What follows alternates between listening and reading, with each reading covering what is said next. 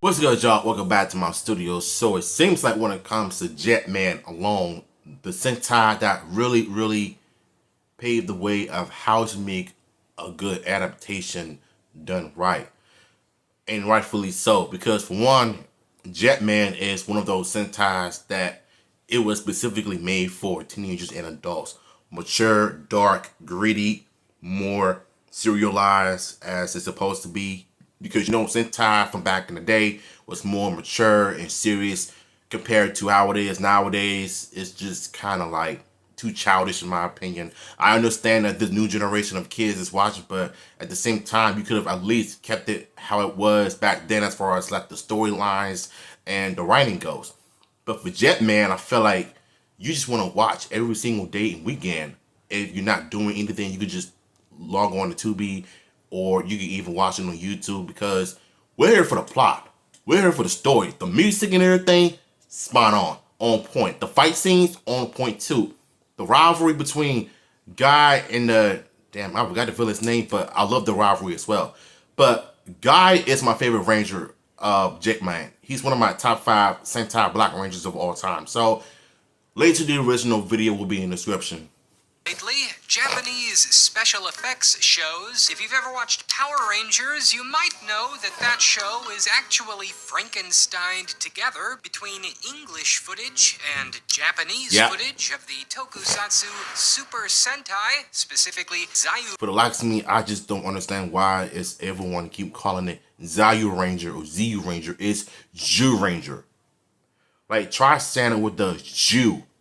Z-Y-U, Zyu. Not Zayu, but I understand how it kind of sounds like, but it's kind of cringe though. But I understand it's not his fault. It's probably his first time maybe watching Sentai or discovering his Power Rangers counterparts.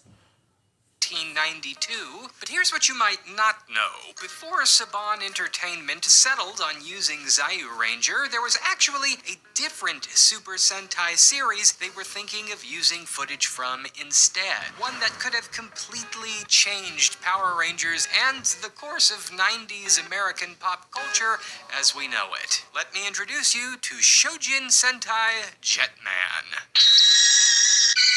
Shojin Sentai Jetman! One thing I love about the Jetman costumes is they're so unique, and the helmets, love it. I think Guy and the Blue Ranger are like my top 5 Rangers that I love from the series. I just love all of them though, because they all got their unique charm to it, but between Guy and the Blue Ranger, I like both of them, honestly. Airing in Japan in 1991, Jetman marked a huge turning point for the Super Sentai franchise. You see, after years of constant, campy, toy commercial vibes, the Japanese show had become stale and was actually on the verge of cancellation. So yeah, after I'll be honest, there were some bad seasons in the 80s, like Sun Vulcan, Mask Man, Turbo Ranger. I think there was other Sentai shows that were 80s. Some were good and some were terrible. But between Mask Man, Turbo Ranger, and Five Man, those 3 seasons were on the verge of canceling Sentai altogether because of how bad the ratings were. But Five Man was pretty much the last straw because of how bad it was. I don't mind siblings being Rangers or anything, but if you're gonna write a song, if you're gonna write a show based off that, at least you could have done was make the characters feel unique and special. But instead, you just made them feel kind of bland. Like, all of them just felt kind of weird. But the only Ranger that I like from Five Man is Yellow Ranger. She's the only Ranger that I rock with the most. But other than that, the rest of the season just felt kind of which is why Jetman completely changed everything, because of the writing and the storytelling.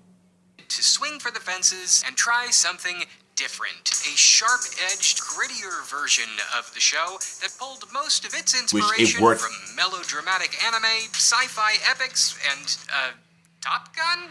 I guess. Jetman's story is part superhero adventure, part soap opera. Yeah. The premise? In the year 1990X, Earth's Global Defense Force has developed technology called Birdonic Waves as a part of Project J, a secret plan to create 5 super soldiers. Why the bird theme? Who knows? During the first Because it makes sense. experiment, Everybody the loves Defense birds. Force's Go space Philly. station is attacked by the Vyram, a group of ne'er-do-wells Oh, yeah, he's one of my from favorite an villains, alternate too. dimension. The assault is devastating, and we follow Ryu Ten. And honestly, Vyram became my favorite villain from this season because I just love his backstory. And one of my favorite moments from him is when he turned into a human being because of his girlfriend being sick and stuff like that. But he had a split personality issue. One minute he's half human and half villain. He had one of the absolute best arcs in Jetman. You know what I'm saying? I think he's one of my absolute favorite villains.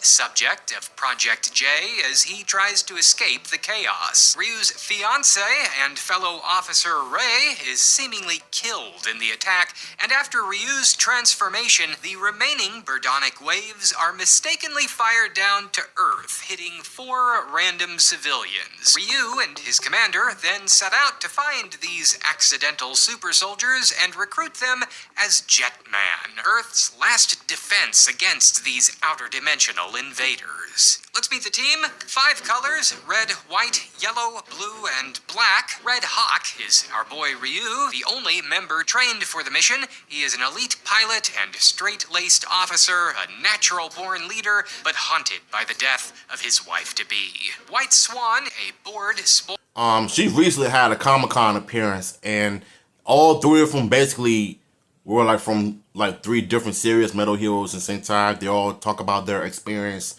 in the show, what was it like with the cast members and whatnot. And it's good to know that they're all doing okay now. She looks different now, you know, but I think she became my least favorite in the beginning, but in later seasons, she's gotten better over time. So I kind of like her a little bit. is Raita, a clumsy Like, he's the funniest one, though. gentle giant farmer. Blue Swallow is... I love her. Akko is one of my also favorite Blue Rangers in the Sentai because of how she is. You know, she also had an arc as well. And I remember one episode when they did about her and this teddy bear turned into a monster. And once they destroy it, he turned back into a junk and they just put him in a dumpster and just burn and, you know, and crumbles and stuff like that.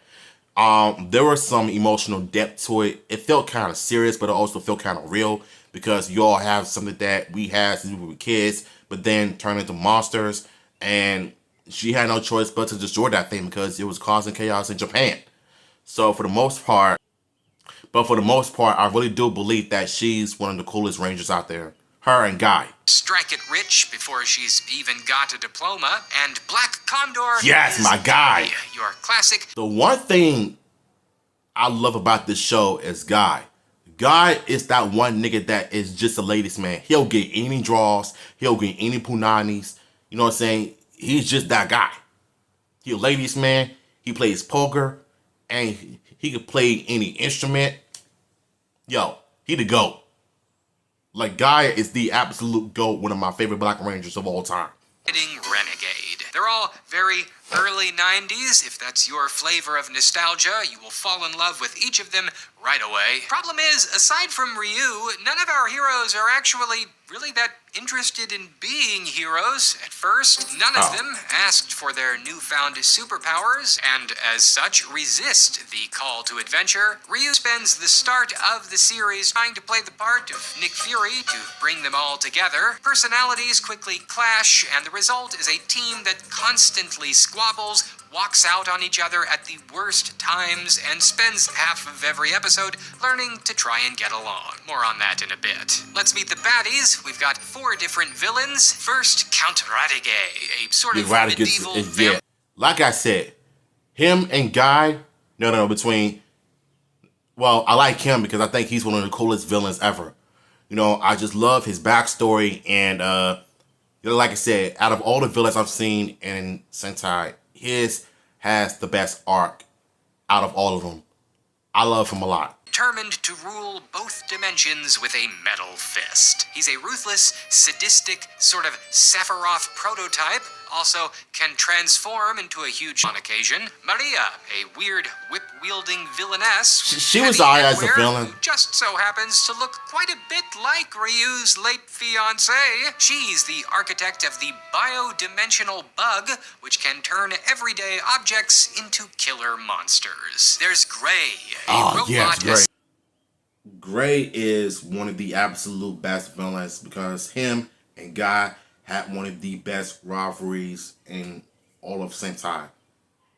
Matter of fact, in history, because I just love when the two clash. You know, both of them are finna crash out against one another, and you love to see it every time. Because anytime with the two of them on screen together, you know it's gonna be something serious when it comes to the story and how dark and gritty it's gonna be. Because not only Gray is one of the coolest villains ever, but he could play a piano, he could drink a bottle of champagne, and he could smoke him some cigar if he wanted to. That's how you know he a real G in Sentai. Most of his time hanging out in the background, looking cool and dropping the occasional Smoking a block of Mao and everything. And finally, Tran, a whiny, sadistic kid in VR glasses and a Nintendo Power Glove with the inexplicable ability to manipulate space-time whenever the plot calls for it. The whole show becomes a tug of war between Jetman trying to learn how to function as a team and the Vyram trying to one-up each other in terms of rank villainy. You see, just like the heroes, the villains don't get along either, and that's where the sort of soap opera-esque drama comes from.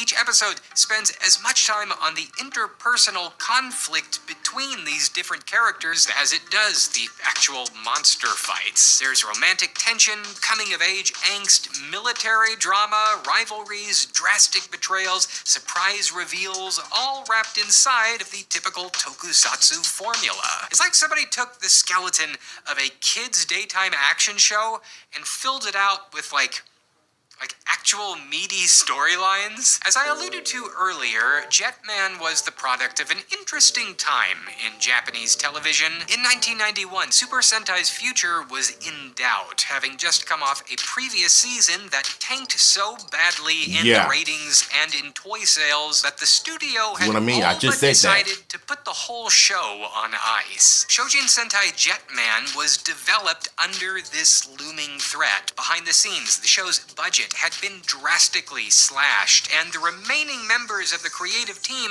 approached it as a sort of last hurrah, an opportunity to try something bold, seeing as theoretically they really didn't have much more to lose. So free from the pressure of needing to please audiences and executives because, hey, we're probably going to get canceled anyway, the team took creative risks that they might not have dared to do in a more stable year.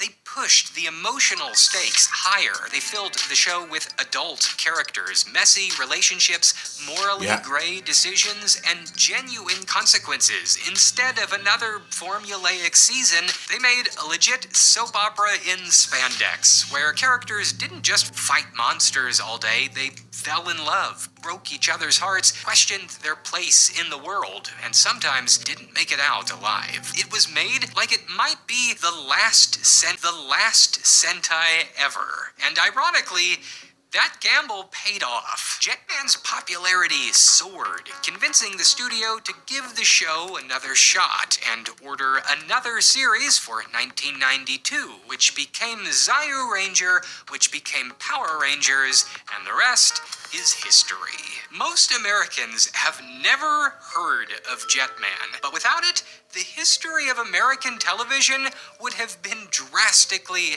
different. And I don't mean that in the way that you think. Think about it like this. In 1993, Saban Entertainment had two different options to choose from when it came to sourcing footage for their new Power Rangers show. 1991's Jetman or 1992's Zyuranger. They of course ended up going with 92's dinosaur theme over 91's bird theme on a hunch that American kids would find dinosaurs more appealing. This was the correct decision. Right. But imagine if they had chosen Jetman instead.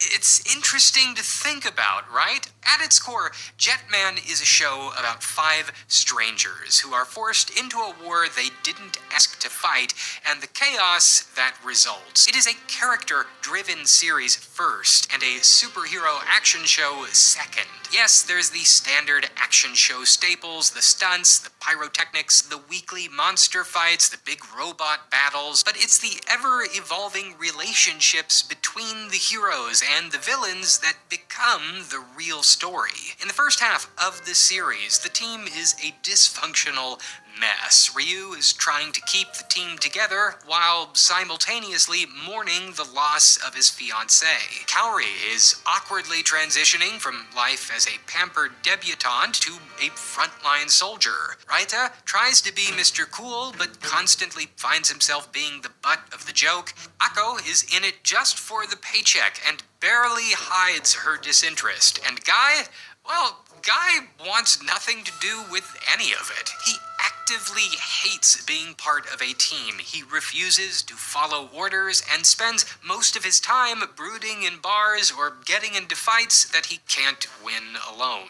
Over the course of 51 episodes, the show lets these tensions breathe. People walk out of missions, fights break out amongst the crew, feelings get hurt, hearts are broken, and all of that. But over time, grudging respect turns into real trust, and by the midpoint of the show, you can feel the finally starting to gel, even if the wounds from previous battles never fully heal. And this eventually gives way to various love triangles. Boy, oh boy, does this show have them. Kaori falls for Ryu, who is still in...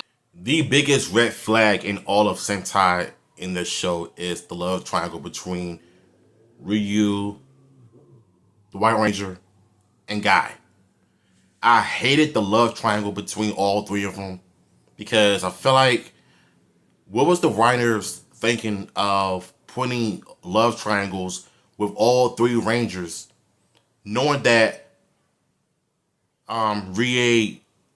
Ryu's former fiance, when she was supposedly died but got revived and turned into a villain. But for some odd reason, the White Ranger is in love with Ryu. But it seems like Ryu just can't get his mind off of his ex. And Guy, he's too busy to try to press the White Ranger because he just wants to love her or something like that. Like, I just don't like what they did with the characters on the show. They could have, like, had them do something different besides make it like a love triangle. You know, I really hate that.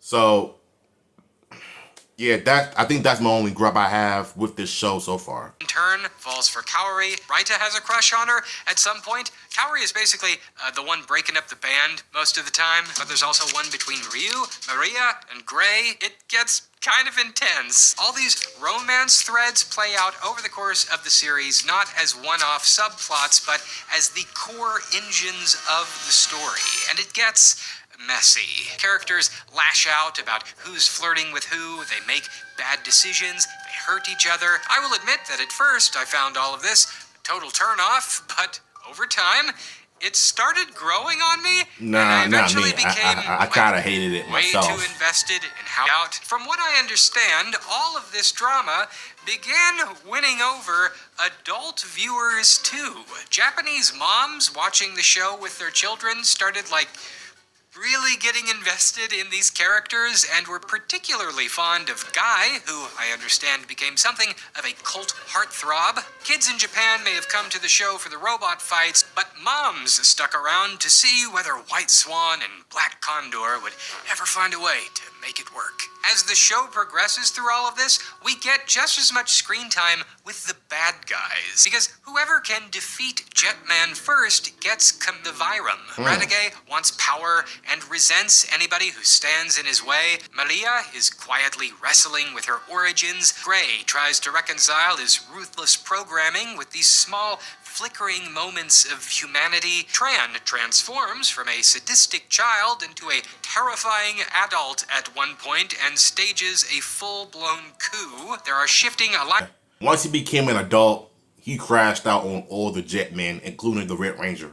Like, he gave Ryu the works, and I was just like, oh my god.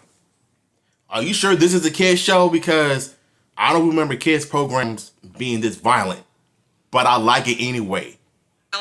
Rare moments of vulnerability. Of course, make no mistake, Jetman is still very much a tokusatsu at its core. For all of its high-stakes drama and mature character arcs, it is also unapologetically a trope fest. It's one of those shows where once you figure out the formula, you'll pretty much know how the average episode is going to go within the first 60 seconds. A monster of the week shows up with a weird gimmick. The team has some interpersonal squabble. Drama, drama, drama. They get their butts kicked. Drama, drama. Rematch. One character has an emotional epiphany mid-fight. Cue transformation sequence. Roll call pose. Action, action. Finisher move. And giant robot battle as the cherry on top. It's pretty classic and straightforward stuff. Yeah. The show rarely turns down a good cliche, but it's self-aware with sincerity.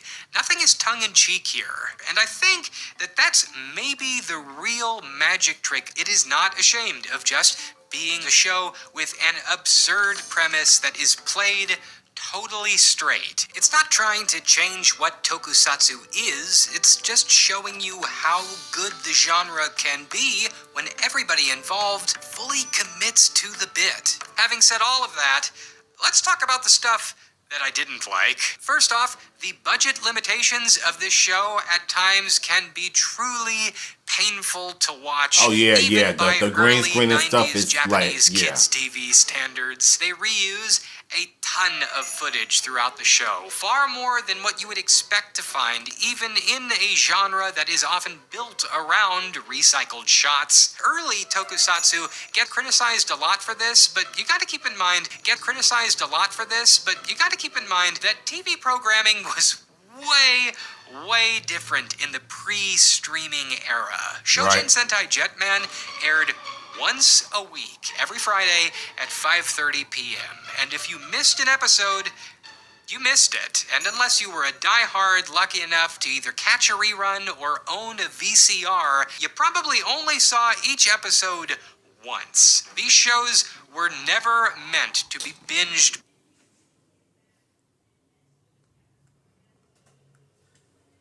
back to back or examined frame by frame, where reused footage or locations or choreography would become obvious. Watching the show today definitely exposes a lot of these technical shortcomings. The fight scenes are the perfect example. Many episodes have basically identical stunt setups that are recycled over and over again. Yeah, I mean, I kind of noticed that too sometimes. Flying kick being the most notable. You will see it dozens of times throughout the show. Why? Because production-wise, it was easy to set up, it is safe to perform, and it costs you next to nothing. Shout out to the stunt crew's mini trampoline. That thing got a workout. By far the biggest thing that you will notice in this respect is what we will call the landfill. It's this stretch of gravel and dirt that is not at all interesting to look at, and yet they go back to this location all the time, because the production crew shot a ton of minion fight sequences there early on in production with wire work and pyrotechnics that they then choose to just plop into each episode to kill airtime. Once you notice it, you will then start to notice how many of the show's episodes are like reverse engineered to try and get the characters to end up at that landfill. They'll be in the middle of the city chasing a monster, and then like 3 seconds later, somehow inexplicably end up back at the exact same stretch of empty dirt just in time to cue the stock footage fight. It's perfectly serviceable, I get it, but it doesn't exactly push boundaries either. Before watching Jetman, I watched Time Ranger, which they made years after this. That season had a ton of varied setups, with each monster using its own unique fighting style. None of that's going on here. Jetman totally lacks such variety, but I mean, of course it does. The team and the budget was totally stripped down and operating it was kind of cheap back then, so tight what you production expect? schedule. TV TV shows today are filmed usually like 6 months to a year before they ever go to air. This gives plenty of time for things like CGI and post-production editing. Jetman was rolling out its episodes week to week. Whatever they shot on set Monday was usually what ended up going out over the air the next Friday. You're not doing a lot of second takes, and you're definitely not devoting any time to elaborate fights. Visually, I will say that I adore the Jetman costumes. I do both too. The heroes They're the best. and the villains. These are some of my favorites ever made in the Super Sentai Power Rangers series, but I will say, from a storytelling perspective, there's a bit of thematic whiplash. Take Time Ranger, for example. You've got a team of futuristic police officers, and so they get matched against an alien crime boss and his sadistic, futuristic robot companions. The theme connects. Mighty Morphin Power Rangers. You've got these magic dinosaurs, so they're fighting against an ancient witch and her mythological monsters. That connects. Jetman's villains are interdimensional, aristocratic warlords able to bend space-time, so our heroes are birds, I guess. The heroes look really... I mean, what you expect? I mean, it's a bird thing.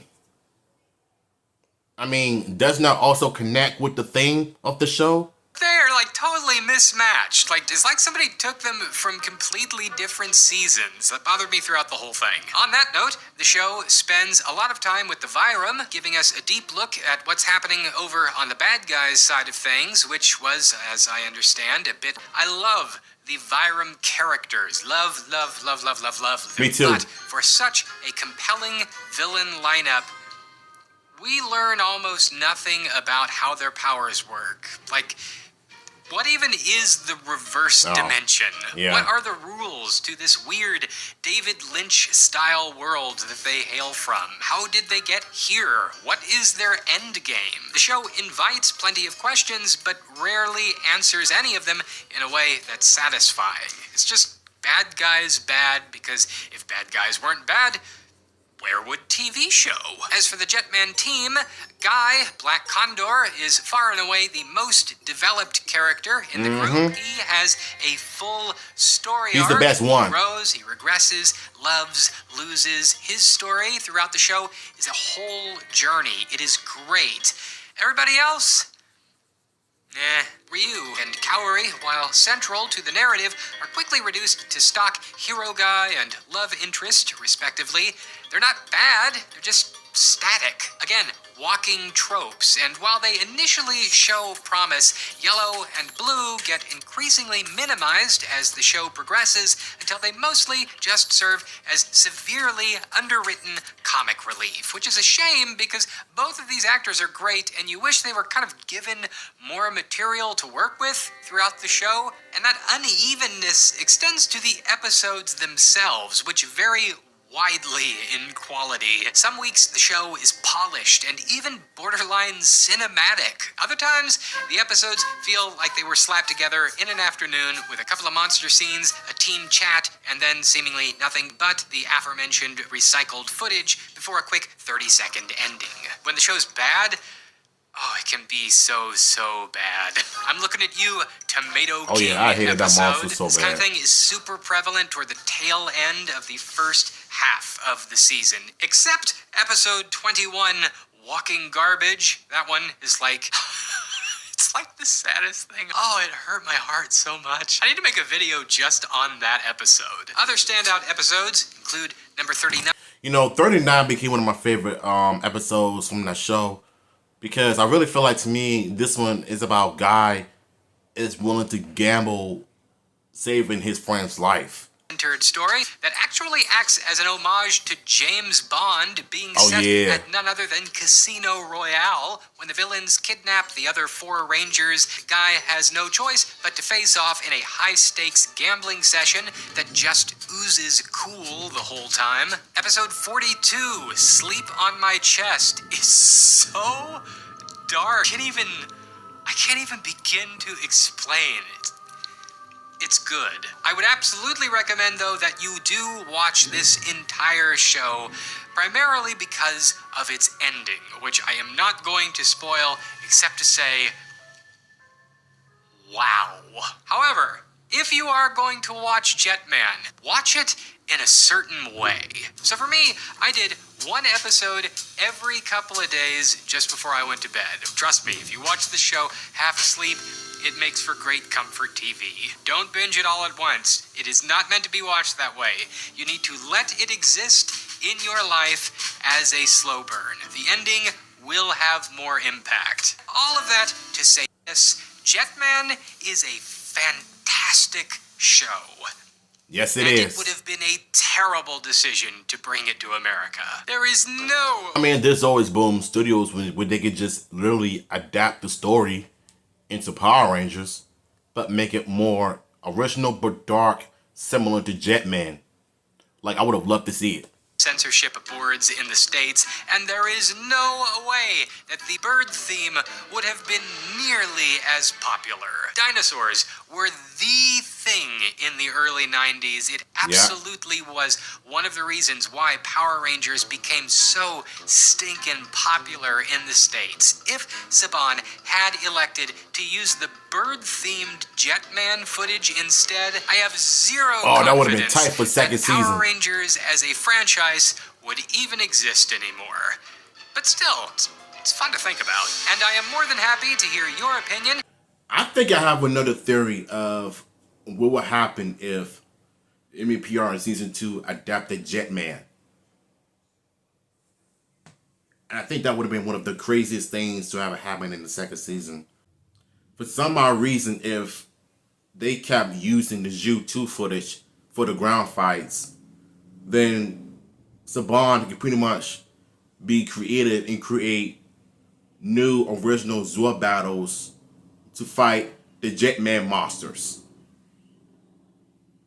That right there would have been kind of cool to see. And then Season 3 they can adapt Dire Ranger. And Season 4 they can pretty much adapt Kaku Ranger.